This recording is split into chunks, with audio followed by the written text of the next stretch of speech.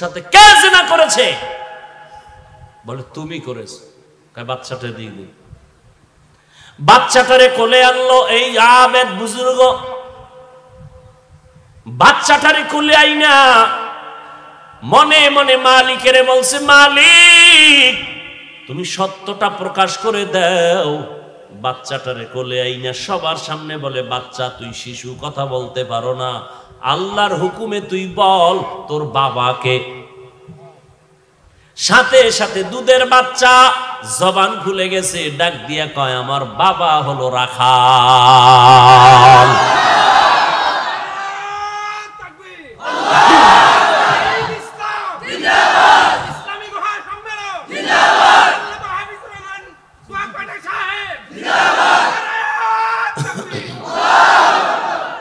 বুঝছেন ঘটনা থেকে কিছু? মায়ের বড্ড কিন্তু লাগছে না? জেনাকারী মহিলার চেহারা দেখছেনি? দেখছে। ওদিক দিয়ে আল্লাহ ওরে জিনার অপবাদ থেকে কি করছেন? হেফাজত করছেন। যুবকদের ইবাদত, এরে আল্লাহর গোলাম, আল্লাহ বলেন পাহাড় সম পরিমাণ গুনাহ করছো, তওবা কর, বিনয়ের সাথে তওবা কর। ও যুবক, আমি আজকে তোমাকে কত বিনয়ের সাথে বলতেছি, তুমি মনে করতেছো হুজুর আপনি কথা বলেন সত্য ভালো, কিন্তু এটা কি সম্ভব নেই? আমি মাত্র ক্লাস 7-এ পড়ি, আমার আব্বা বিবারিয়া শহরে ব্যবসা করে, আমার বাবা আর্মির চাকরি করে, বিডিআরের চাকরি করে, আমার আব্বা বিদেশ থাকে, আমার আম্মা জেনারেল লাইনের মা। আপনি কি বলেন এত তাড়াতাড়ি আমি দাড়ি রাখবো, এত তাড়াতাড়ি নামাজ পড়বো? কথা ঠিক আছে, তবে এটা কি সম্ভব? ও বাবারা একটু খেয়াল করো, তোমার মতোই তো কত যুবক স্কুল কলেজে পড়ে 5 বেলার নামাজ পড়ে আসেনি। তুমি কেন পারবা না? তোমার মতো যুবক গতকাল প্রায় যুবক মাঝে মাঝে আইসা কান্না করে, হুজুর আমি আর জীবনে দাড়ি কাটবো না, আমার মাথায় হাত দিয়া দোয়া করেন, আমি আর জীবনে নামাজ ছাড়বো না। একটা যুবক পাগলের মতো কান্না করে আসলো, হুজুর আমাকে একটু মাথা ধরে দোয়া করে দেন, আমার মতো খারাপ মানুষ এই জমিনে আর একটাও নাই, আমি তওবা করতে চাই, আর জীবনে কোনো গুনাহ করব না।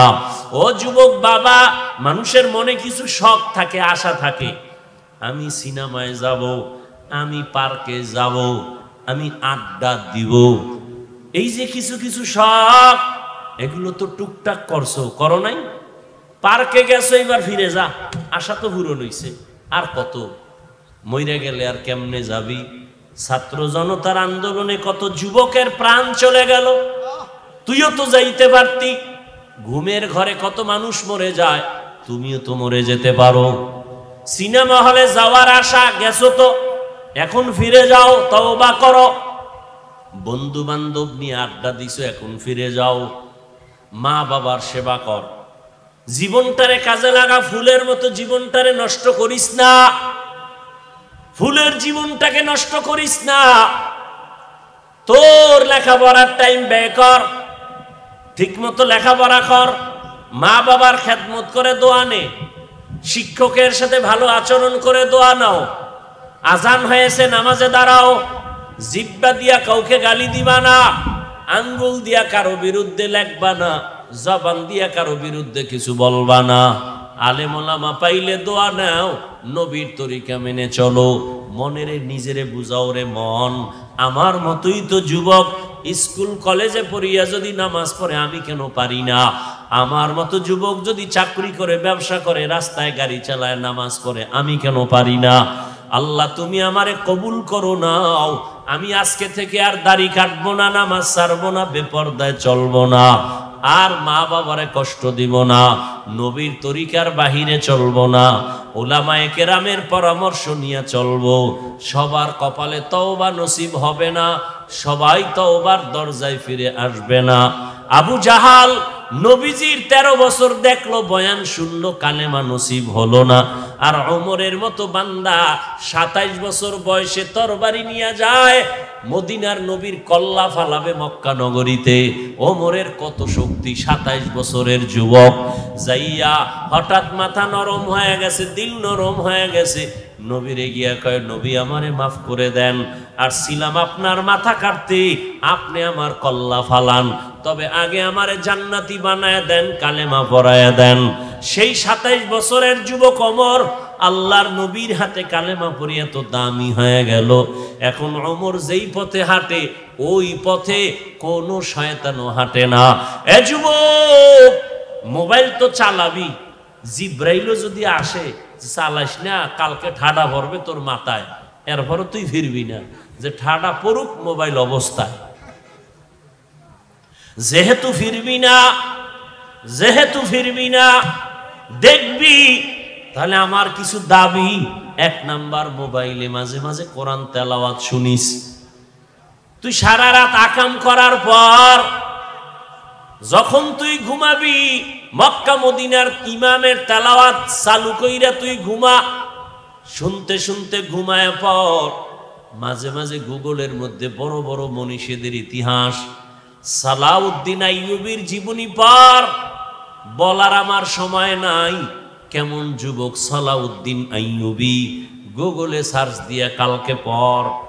কেমন যুবক খাজা মাইনুদ্দিন চিশতি, ইতিহাস পর। যুবকদের জীবনকে পরিবর্তন করে দিবে এই ঘটনা। এরে আল্লাহর বান্দা, কয়দিনার হায়াতের বাহাদুরি, কয়দিনার সৌন্দর্যের বাহাদুরি, কয়দিনার যৌবনের বাহাদুরি। ওরে আমিও যদি তোর মতো প্যান্ট শার্টটাই লাগাইয়া রাস্তাঘাটে মাস্তানি করতাম, কেউ আমারে বাধা দিত না। আমি গান গাইতাম কণ্ঠ বাজায় একতারা হারমোনিয়াম নিয়া, কেউ বাধা দিত না। ও আল্লাহর বান্দাই পট্ট বড় কঠিন। টুপির কারণে, দাড়ির কারণে কত মানুষ গালি দেয়, কত বাজে কথা কয়। সরকার থেকে শুরু করে, মুসলমান থেকে শুরু করে সব বিধর্মীরা আমাদেরকে চায় আমরা তাড়াতাড়ি মরে যাই, বয়ান বন্ধ হয়ে যাক, মাদ্রাসা বন্ধ হয়ে যাক। কিন্তু আল্লাহর শুকুর, দুশ্মন নিপাত হয়ে যায়, আল্লাহর কোরআন ওয়ালাদের কোনো ক্ষতি করতে পারে না। অতএব তৈরি হয়ে যাও আজকে থেকে। আল্লাহকে বলো, আল্লাহ বৃষ্টির পানি দিয়া যেমন জমিনের ময়লা সাফ হয়ে গেল, আমি তোমার রহমতের বৃষ্টি দিয়া আমার গুনাহ থেকে আমি সাফ হতে চাই।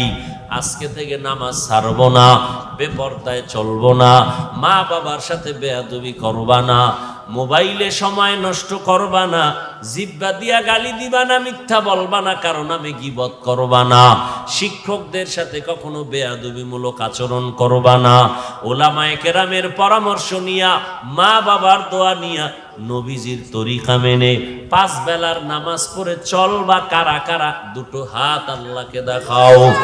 আয় আল্লাহ, প্রচন্ড বৃষ্টি কাদা পানির মধ্যে আপনার গোলামরা দাঁড়ায় আছে, তওবা করতেছে, আর আপনাকে ভুলবে না, নবীর তরিকা ছাড়বে না। মেহেরবানি করে আমাদেরকে আপনি কবুল করে নেন, আমিন। লা ইলাহা ইল্লাল্লাহ, লা ইলাহা ইল্লাল্লাহ, লা ইলাহা ইল্লাল্লাহ, লা ইলাহা ইল্লাল্লাহ, লা ইলাহা ইল্লাল্লাহ, লা ইলাহা ইল্লাল্লাহ, লা ইলাহা ইল্লাল্লাহ, লা ইলাহা ইল্লাল্লাহ, মুহাম্মাদুর রাসূলুল্লাহ।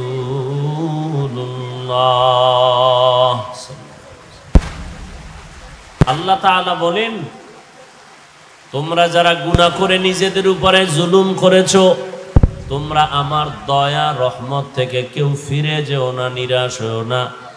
ইন্নাল্লাহা ইয়াগফিরুয যুনুবা জামিআ, নিশ্চয়ই আমি আল্লাহ তোমাদের জীবনের সব গুনাহগুলো মাফ করে দিব। ইন্নাহু হুয়াল গফুরুর রহিম, আল্লাহ হলেন চূড়ান্ত ক্ষমাশীল, পরম করুণাময়। পয়গম্বর বলেন, আত-তাইবু মিনাজ যামবি কামান লা যামবা লাহ।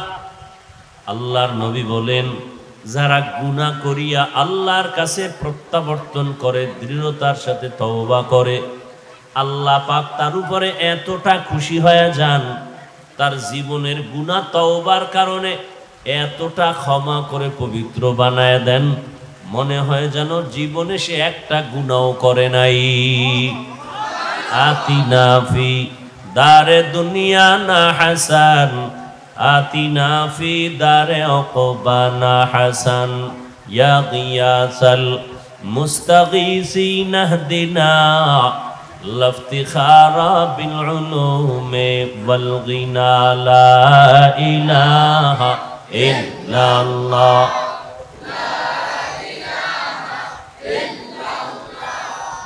লা ইলাহা ইল্লাল্লাহ, লা ইলাহা ইল্লাল্লাহ, লা ইলাহা ইল্লাল্লাহ, লা ইলাহা ইল্লাল্লাহ, লা ইলাহা ইল্লাল্লাহ, লা ইলাহা ইল্লাল্লাহ, লা ইলাহা ইল্লাল্লাহ, লা ইলাহা ইল্লাল্লাহ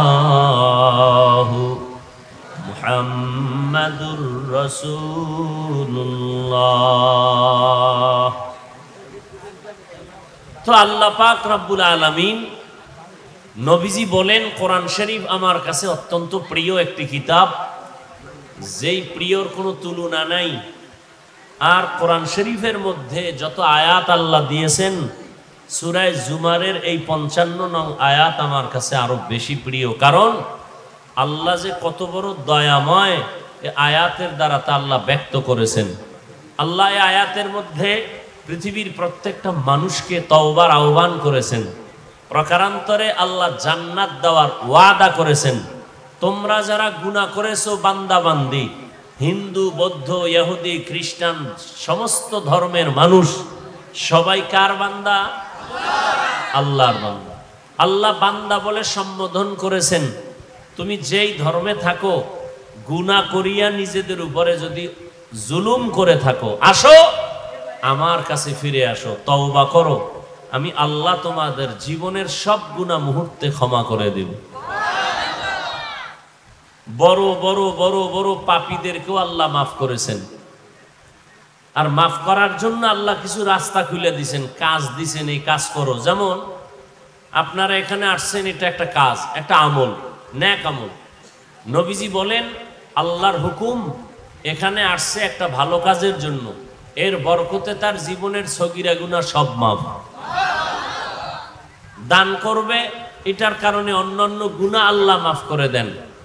আল্লাহ পাক রাস্তা খুলে দিছেন। আল্লাহ বলেন, বান্দা তুমি জীবনের সব গুনাহ থেকে তওবা করো, আমি তোমার সব গুনাহ মুহূর্তে মাফ করব। বৃষ্টি আসছে, ময়লা সারা দুনিয়ার জমিনে, বৃষ্টির পানি এসে সব ময়লা সাফ করে দেয়, ময়লার কোনো চিহ্নই থাকে না, দুর্গন্ধ থাকে না। ঠিক যারা আল্লাহর মহব্বত নিয়ে গুনাহ করার পরেও তওবা করবে, আল্লাহ রহমতের পানি দিয়া, বৃষ্টি দিয়া সব ময়লা সাফ করে তাকে আল্লাহ পবিত্র বান্দা হিসাবে কবুল করব। আল্লাহর এক বান্দি, আল্লাহর এক খারাপ চরিত্রের অধিকারী মহিলা জীবনভর শুধু অপরাধ করেছে, গুনাহ গুনাহ গুনাহ গুনাহ গুনাহ, এমন কোন গুনাহ নাই করে নাই। এক পর্যায়ে একদিন রাস্তা দিয়ে হেঁটে যায়, গলার সাথে মাথা সহ ওড়না লাগানো, লম্বা ওড়না। তো পথিমধ্যে দেখে রাস্তার পাশে একটা কুকুর ক্ষুধার তৃষ্ণায় পিপাসার্ত হয়ে কাঁদে, পানি চায়। ওই গুনাহগার বান্দি বুঝতে পেরে কুকুরকে পানি পান করাবার জন্য পানি তালাশ করা শুরু করলো। খুঁজতে খুঁজতে একটা কূপের কিনারায় গিয়া পানি পাইল, কিন্তু পানি অনেক নিচে, উঠাবার পাত্র নাই। পাত্র বানাইলো, তার পায়ে ছিল চামড়ার মোজা। এই মোজাকে পাত্র বানায়া পানি উঠাবে, মুজা দিয়েও পানি উঠানো যাচ্ছে না এত নিচে। ওই আল্লাহর বান্দি তখন ওড়নার এক অংশ দিয়া মুজাটাকে বাঁধলো, এরপরে পানির মধ্যে ছাড়লো, পানি উঠাইয়া হেঁটে এসে কুকুরকে পানি পান করায় দিল। নবীজি সাহাবাদেরকে ঘটনা শুনায় বলতেছেন, গাইবি আওয়াজ আসতেছে কোথার থেকে? আল্লাহর পক্ষ থেকে। ও জাহান্নামী নারী, তুমি কুকুরকে যে একটু পানি পান করিয়েছো মায়ার কারণে, মোহব্বতের কারণে, ভালোবাসার কারণে, তোমার জীবনের সব পাপ মাপ। আতিনা ফি দারে দুনিয়া না হাসান, আতিনা ফি দারে উকবা না হাসান, ইয়া গিয়াসাল মুস্তাগীসিন ইহদিনা লাফতিখারা বিল উলুমে ওয়াল গিনা। আল্লাহ পাকের এক বান্দা যুবক, বড় আবেদ, বড় শাকের, বড় জাকের, বড় আরিফ। যুবকের ইবাদত, যৌবনের ইবাদত আল্লাহর কাছে বড় দামি। এজন্যই তো রহমতের নবী বলেন, আমার বিপদ মুহূর্তে বুড়ারা আমি মুহাম্মদের বিরোধিতা করেছে, যুবকেরা আমার উপকার করেছে। রহমতের নবী বলেন, কিয়ামতের দিন মুসিবতের সময় আপন বলতে কেউ থাকবে না, কেউ পরিচয় দিবে না। ওই কঠিন সময় আল্লাহ পাক রব্বুল আলামিন 5টা প্রশ্নের জবাব না নিয়ে কাউকে কদম দিতে দিবেন না। এর মধ্যে 2টা প্রশ্ন হবে তোমার যৌবন নিয়া। একটা মানুষের প্রশ্ন করবে বিভিন্ন ভাবে, কিন্তু যৌবনের উপরে প্রশ্ন হবে 2টা।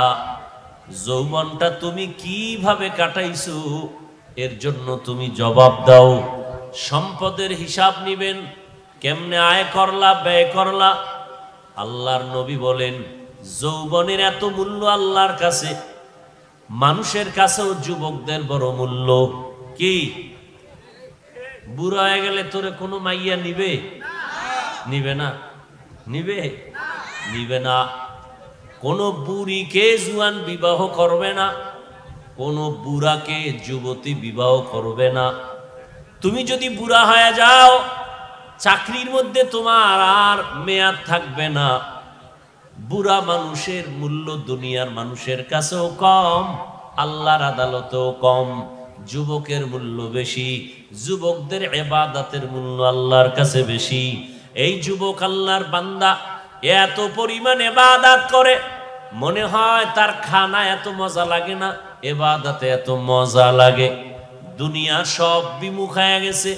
আল্লাহ পাক রব্বুল আলামিন ওকে আল্লাহর প্রিয় খাতায় নামটা লেখায় দিছেন। কারণ যারা আল্লাহকে চায় আল্লাহ তাকে কবুল করেন, আর যারা দুনিয়া চায় আল্লাহ তাকে দুনিয়ার রাস্তায় ছেড়ে দেন। মান কানা ইউরিদুল আজিলাতা আজ্জালনা লাহু ফিহা মা নাশা লিমান নুরিদ সুম্মা জাআলনা লাহু জাহান্নাম ইয়াসলাহা মাযমুমান মাদহুরা। আল্লাহ বলেন, যারা দুনিয়া আমার কাছে চায় আমি অতি দ্রুত দুনিয়া তাদের দিয়া দেই, পরিণাম ফলে তার জন্য বানায় রাখলাম জাহান্নাম। আল্লাহর বান্দা যুবক ইবাদতের জন্য এতটা পাগল পাড়া হয়ে গেল, এখন আর খানারও চিন্তা নাই, ঘুমানোরও চিন্তা নাই, শুধু আমার মাওলার সাথে মোহাব্বত এমন ভাবে তৈরি হয়ে গেল। ও আল্লাহর বান্দারা, এই মোহাব্বতটা অন্তরে জমা হয়, জমা করেন আমার আল্লাহ। যেমন আপনারা এখানে আসছেন টাকা দিয়াও, এই মানুষগুলো এই বৃষ্টির মাঝে এখানে দাঁড় করায় রাখা যাইতো না, টাকার লোভে, খানার লোভেও পারা যাইতো না। এখানে টাকা নাই, পয়সা নাই, খানা নাই, এরপরও কেন এখানে দাঁড়ানো? একমাত্র আমার আল্লাহর মোহাব্বতের কারণ। আল্লাহর মোহাব্বত। যারা দুনিয়াদার, দুনিয়াদার এক দুনিয়াদার গেছি গিয়া পালাইয়া, ওর খবর টবর পাইতেছি না। সে বলছিল দেশে গান বাজনা কইমা গেছে, হুজুর গো মাহফিল আর এই তেলাওয়াতের উৎপাত বেড়ে গেছে। ওর এলাকায় কোনো হুজুর দিয়া ওয়াজ করতে দেয় নাই। আমি সেদিন গিয়ে করে আসলাম একেবারে মেইন সেন্টারে। হ্যাঁ, আসলে বুঝে না এর মধ্যে যে একটা মজা আছে, এর ভেতরে মজা। গরুর গোশত আর খিচুড়ি এই বৃষ্টির মধ্যে খাইলে কি মজা, ঠিক নেই? কি না মজা। তোরে কে দিবে এই সময় খিচুড়ি? তোর মায় যদি দেয় তো ভালো। কিন্তু অনেক বান্দা বলবে খবরদার, আমাকে গরুর গোশত দিবি না, এর থেকে আমার এক বোতল বিষ দে। ওই বান্দার গরুর গোশতের মজাটা সে কখনো মেনে নিতে পারে না, কিন্তু যে মজা পেয়ে গেছে ওই বান্দা ওই মজার থেকে আলাদা করতে পারে না। একজনে এক টুকরাও গরুর গোশত খেতে চায় না, আর একজনে 3 প্লেট খায় বলে থাকলে আরো দাও। আল্লাহ পাকের মোহাব্বতের মজা যার অন্তরে ঢুকছে, আমিও মানুষ তুমিও মানুষ, আমিও মানুষ তুমিও মানুষ, আমার আকৃতি তোমার আকৃতি এক, তুমি আমি দুনিয়াতে আসছি এক, বিদায় হব একই সিস্টেম, তোমার আমার অঙ্গ প্রত্যঙ্গ সব এক। ও আল্লাহর বান্দা, তুমিও এই দেশের হাওয়া বাতাসে চলো, আমি এই দেশের হাওয়া বাতাসে চলি। ভালোটাও তুমি বুঝো, খারাপটাও তুমি বুঝো। তুমিও 3 বেলা খাও, আমরাও 3 বেলা খাই। তুমিও রাতের বেলা ঘুমাও, আমরাও ঘুমাই। তুমিও বাজারে যাও, আমরাও বাজারে যাই, না যাই না? তুমিও দেশ বিদেশ ঘুরো, আমরাও ঘুরি। কিন্তু বাবা, তুমি যে ঘুরতে গেছো ঘোড়ার পাগলামিতে পড়ে গেছো। আজান কখন হইছে খবর নাই, নামাজ কখন হলো খবর নাই। আর আমি যেদিকেই যাই, যতই ঘুমাই, আমার ঘড়ি আমাকে ডাক দেয়, মুয়াজ্জিন ডাক দেয়, আসসালাতু খায়রুম মিনান নাওম। আমার কাছে তখন আর ঘুম ভালো না, আমি দৌড়াইয়া ঠান্ডার ভেতরে ওযু বানাইয়া নামাজের মুসাল্লায় দাঁড়াই। কারণ আমি সেজদা না দিলে মজা পাই না, আল্লাহকে ডাক না দিলে মজা পাই না। আল্লাহর মোহাব্বত এমন ভাবে অন্তরে ঢুকছে। ও বাবা, তোমাকে আমি বয়ান করতেছি, আল্লাহর হুকুম মানো, নবীর তরিকা মানো। তুমি তো মুসলমান, তুমি তো আল্লাহ মানো, তুমি তো নবী মানো, তুমি কোরআন মানো, হাদিস মানো। আজকে হিন্দুদের বুঝানো দরকার, মুশরিকদের বুঝানো দরকার, ইহুদি খ্রিস্টানকে বুঝানো দরকার, নবীকে, নবীরে চিনো, নবীর আদর্শ মানো। তোমাকে বুঝানো লাগবে কেন? তুমি তো আমার আল্লাহরই গোলাম। তোমার আল্লাহ আমার আল্লাহ তো একজনই, তোমার নবী আমার নবী তো এক, তোমার কোরআন আমার কোরআন তো একটাই, তোমার ধর্ম আমার ধর্ম তো একই ধর্ম, তোমার কাবা আমার কাবা তো একই কাবা। তোমাকে আমি বলতে হবে কেন দাড়ি রাখো? তোমাকে বলতে হবে কেন নামাজ পড়ো? আসলে তোমার মধ্যে মজা ঢুকে নাই, যে কারণে আমি টুপি খুলতে চাই না, তুমি টুপি দিতে চাও না। আমি দাড়ি কাটতে চাই না, তুমি দাড়ি রাখতে চাও না। আমি মসজিদের বাইরে থাকতে চাই না, তুমি ভেতরে ঢুকতে চাও না। আমি পর্দা করতে চাই, তুমি পর্দার বাইরে থাকতে চাও। কারণ তুমি দুনিয়ায় মজা পাইছো। আল্লাহ পাক বলেন, সাবধান, মান কানা ইউরিদুল হায়াতাদ দুনিয়া ওয়া জিনাতাহা, যারা ইচ্ছা করে দুনিয়ার সৌন্দর্য আমার আপন হয়ে যাক, আল্লাহ তাকে দুনিয়ায় দিয়ে দেয়। তার কিন্তু পরিণামে আমল বরবাদ, এবং কিয়ামতের ময়দানে আল্লাহ তাকে গ্রেফতার করে ফেলবেন। এরে নবীর আশিক, ও আল্লাহর গোলাম, মুহাব্বত আর ভালোবাসা যার অন্তরে একবার দ্বীনের মুহাব্বত, সুন্নতের মুহাব্বত একবার প্রবেশ করবে, ওই বান্দাকে আর সুন্নত থেকে আলাদা করা যাবে না, বয়ান করা লাগবে না। এরে নবীর আশিক, এত বয়ানের পরেও কেন তুমি ইবাদত করতে চাও না? আসলে তোমার ইবাদতে মজা লাগে নাই। আমি নামাজ পড়তে মজা পাই, তুমি নামাজ না পড়লে বড় মজা লাগে। আমি দাড়ি রাখলে মজা পাই, তুমি দাড়ি না রাখলে বড় মজা পাও। কারণটা কি? মানুষ হইছো, মুসলমানের ব্যানার লাগাইছো, আখিরি নবীর উম্মতের ব্যানার লাগাইছো, কিন্তু নবীকে চিনো নাই, আল্লাহকে এখনো পর্যন্ত চিনো নাই। যে চিনছে সে আল্লাহকে ধরে ফেলেছে, যে নবীকে চিনছে সুন্নতের মালা তার গলায় লাগায় দিছে। লাগানোর পরে এমন মজবুত হয়ে গেছে, মরতে রাজি, মদিনার সুন্নত ছাড়তে রাজি না।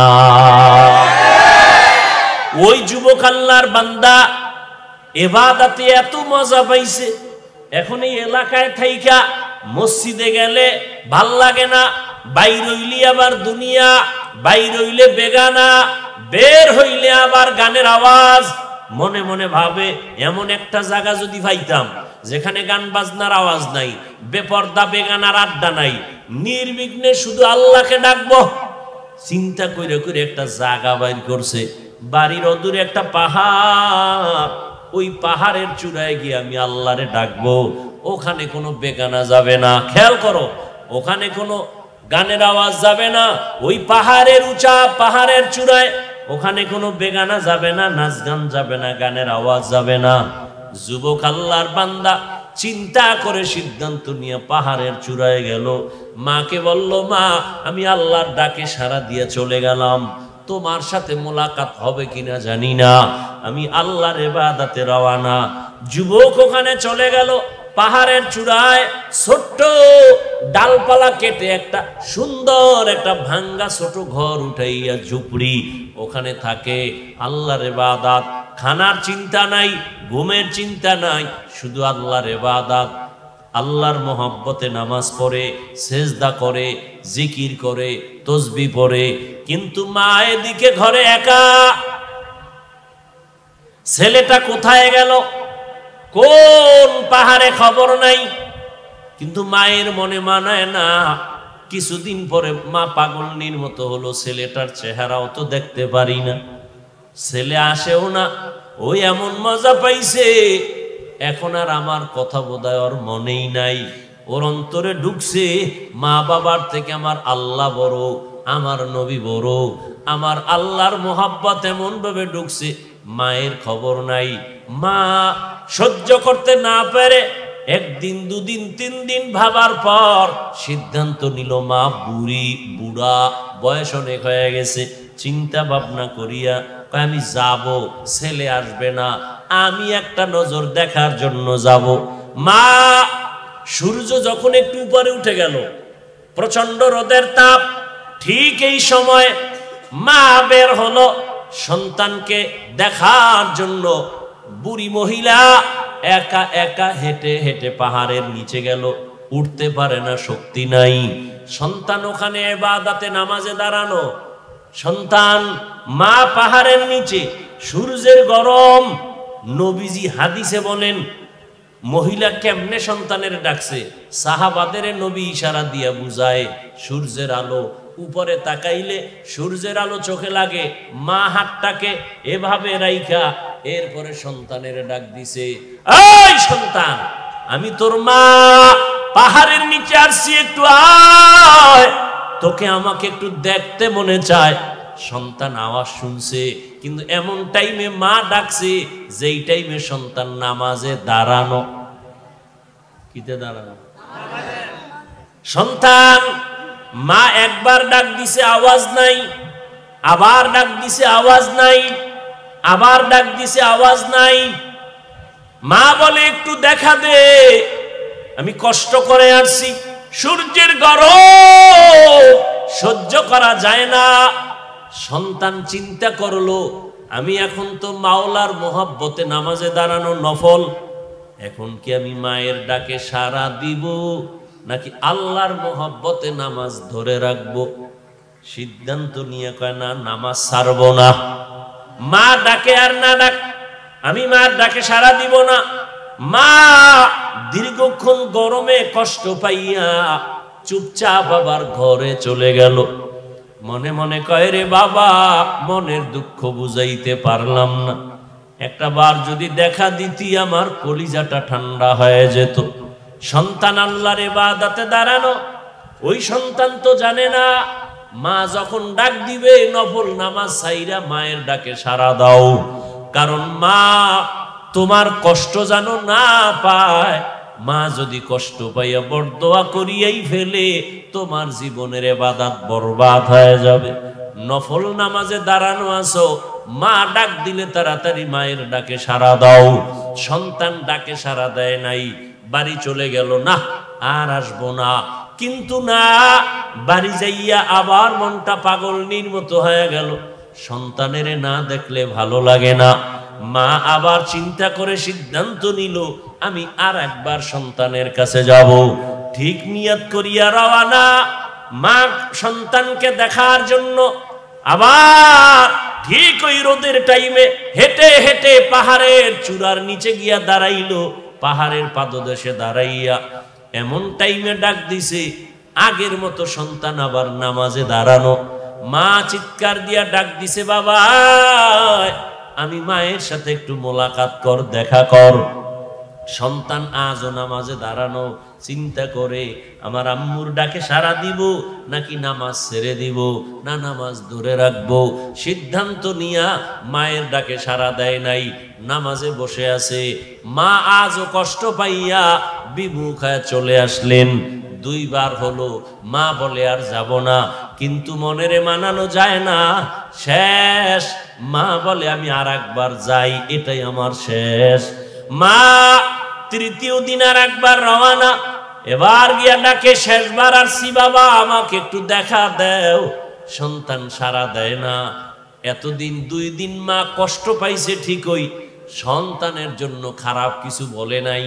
আজকে কষ্ট পাইয়া যাওয়ার বেলায় মা একটু কি যেন বলেই ফেললো। মা ডাক দিয়া কে, আল্লাহ ও আসমানের মালিক, আমার সন্তান আমার কষ্ট বুঝলো না, ডাকে সাড়া দিল না, তোমার কাছে আমার একটু বিচার। জিনাকারিনী বেশ্যা মহিলার চেহারা না দেখাইয়া ওরে মরণ দিও না।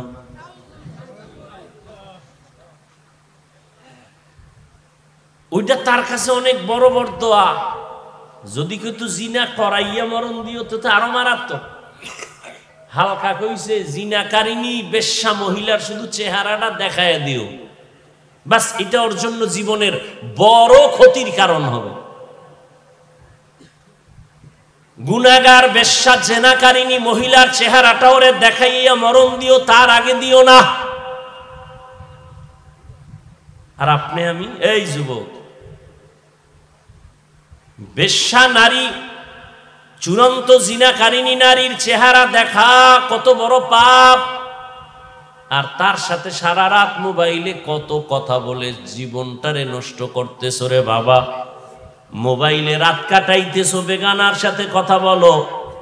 একদিকে মরবি না, আগে বিছনায় পড়ে থাকবি, কথার জবান বন্ধ হয়ে যাবে, কারণ কথার বাজেট শেষ হয়ে যাবে। আল্লাহ কথারও কি দিছে? বাজেট। এটা যদি তাড়াতাড়ি শেষ করে ফেলাস না, তো একসময় বোবা হয়ে থাকবি, কথা নাই, কারণ বাজেট শেষ। আর বিছনায় পড়ে থাকবি বোবা। আর যার সাথে তুই এত কথা বলো যে তোর জীবনের জীবন, মরণের মরণ, দুনিয়াতে এমন কোন মাইয়া নাই কোন ছেলের জন্য জীবন আর মরণ হবে, সব হলো ধান্দাবাজ, ধোকাবাজ। ও যদি তোর সাথে কোরআন নিয়ে কসম খায়, মনে করবি এটা তোর 13 নাম্বার কসম। সাবধান, এইটা তো আছে স্থায়ী জীবনে তোর আসবে কাল, কলঙ্ক নেমে আসবে, তোর মায়ের জীবনটা নষ্ট হবে, তোর মা বাবার সম্মানের জবাই হয়ে যাবে, কারণে তুই এমন কুলাঙ্গার সন্তান যে তোর চরিত্রের কারণে মা বাবা সমাজে মুখ দেখাইতে পারে না। তুই বেঁচে থাকার থেকে মরাটাই ভালো। দ্বিতীয়ত তোর নিজের জীবনটাও শেষ, তুই জীবনে না পাবি খাতে, তোর লেখাপড়াও হলো না জীবনে। ওই মেয়েদের পাল্লায় পড়ে তোর চরিত্র শেষ, লেখাপড়া শেষ, জীবনও শেষ, যৌবনও শেষ হয়ে যাবে। এক সময় কান্না করবি, আপন কান্না পানির মুসা, কেন লোক তোর কাছে পাবি না। মা আসবে না, বাবা আসবে না, মনে কষ্ট, অভিশাপ দিবে, তুই মরে যা। মা বরদোয়া দিছে, জেনাকারিনী মহিলার চেহারা না দেখাইয়া মারবা না। মা চলে গেল। এবার আল্লাহর কাছে ওই মায়ের বরদোয়া কবুল হয়ে গেছে। সাথে সাথে এক এলাকার ভিতরে নাম হয়ে গেছে ওই বান্দার। মানুষেরা বলা বলি করে, আমগো এলাকায় বড় এক বুজুর্গ, কয় কত বড় বুজুর্গ, কয় যার কলঙ্কের কোনো দাগ নাই, 24টা ঘন্টা আল্লাহর ইবাদত করে। কই? কয় পাহাড়ের চূড়ায়। ওই এলাকায় ছিল এক বেশ্যা নারী, জেনাকারিনী মহিলা, সুন্দরী রমণী।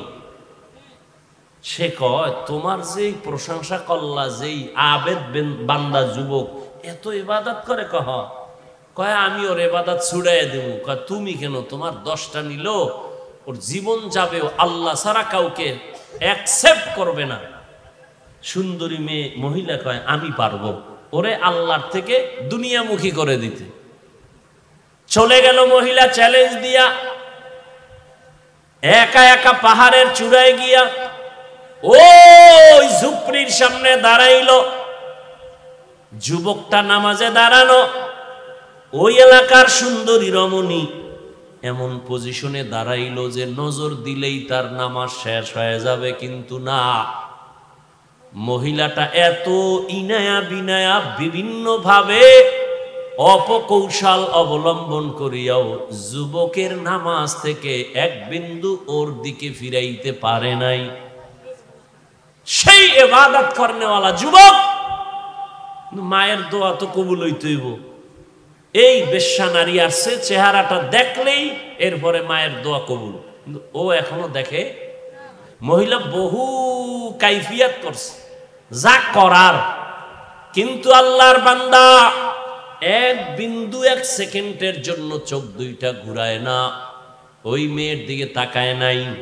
মেয়েটা হাজারো অপচেষ্টায় ব্যর্থ হইয়া বলে এখন সোজা যেহেতু পারি নাই, বাঁকা ভাবে ওরে আটকাবো। চলে গেল।